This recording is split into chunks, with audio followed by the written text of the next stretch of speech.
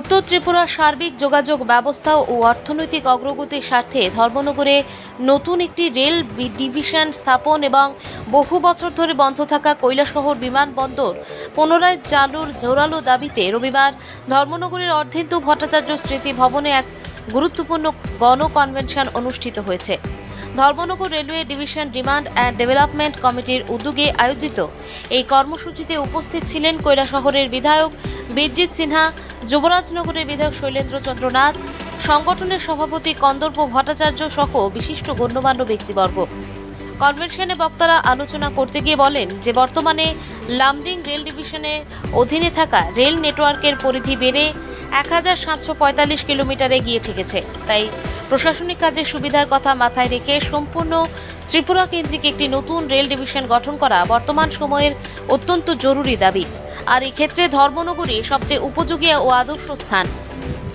একই সঙ্গে 1990 সাল থেকে সম্পূর্ণ অচল হয়ে পড়ে থাকা কৈলাসহর বিমানবন্দরটি আবারও চালু করার দাবি অত্যন্ত জোরালোভাবে তুলে ধরা হয়।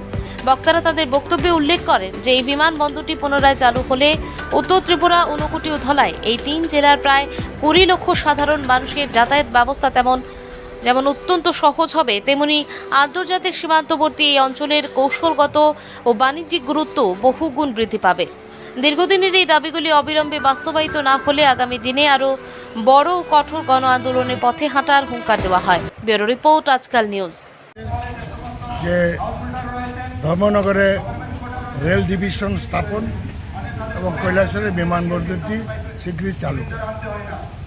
রেল ডিভিশন স্থাপনের ক্ষেত্রে সরকারও, বর্তমান সরকারও সাপোর্ট আছে, কিন্তু জায়গা নিয়ে একটু প্রবলেম আছে। কিন্তু আজকে এখানে যে ব্যাখ্যা দেওয়া হলো যে রেল ডিভিশন স্থাপনের জন্য অ্যাভেলেবল ল্যান্ড আমাদের ধর্মনগর রেল স্টেশনে আছে, 150 একরের উপরে আছে। ওই শচীন সিং যখন চিফ মিনিস্টার ছিলেন তখন এই পরিমাণ জমিটা অধিগ্রহণ করেছিল।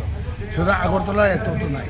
তা আমরা এবার বিধানসভাতেও তুলব যে সরকার যদি এটা সাপোর্ট করে তাহলে আমরা একটা সর্বদলীয় এমএলএ টিম দিল্লি গিয়ে আমরা মেমোরেন্ডাম দেব এবং এই আন্দোলন ধীরে ধীরে মানুষের কাছে যাবে। এখানে যিনি প্রেসিডেন্ট উনি বলছেন কৈলাসহর এবং বিভিন্ন জায়গাতে এই রেল ডিভিশন এবং এয়ারপোর্ট নিয়ে জনমত সংগ্রাম বেরোবেন। আমরাও এই অঞ্চলে যারা এমএলএ আছি আমরাও সাপোর্ট করি। স্যার, এগুলো যদি স্থাপন হয় তাহলে মানুষের জীবনে কীরকম প্রভাব পড়বে? খুব ভালো হবে। পড়বে না কেন? যোগাযোগ ব্যবস্থা যত সুবিধা হয় এবং রেল ডিভিশন হলে তো বিরাট ব্যাপার। এখানে অর্থনৈতিক দিক দিয়ে বুনিয়াদ হবে ধর্মনগর, বিরাট হবে।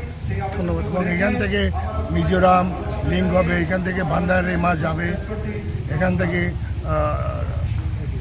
কৈলাসহর যাবে, বিভিন্ন দিক দিয়ে সুবিধা ডেভেলপ করতে হয়তো।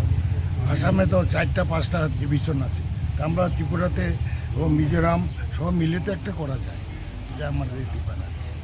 Thank you.